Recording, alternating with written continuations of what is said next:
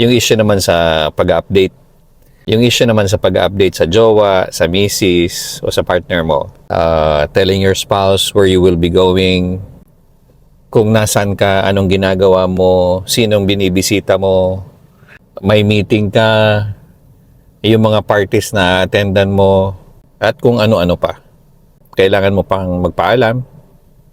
Para sa akin, it's not naman control or oppression. Let's put it this way. I think it's accountability and respeto sa partner mo. Basta ba yung hindi ka napipilitan? Kung baga, bukal sa puso mo na mag-update ka sa kanya.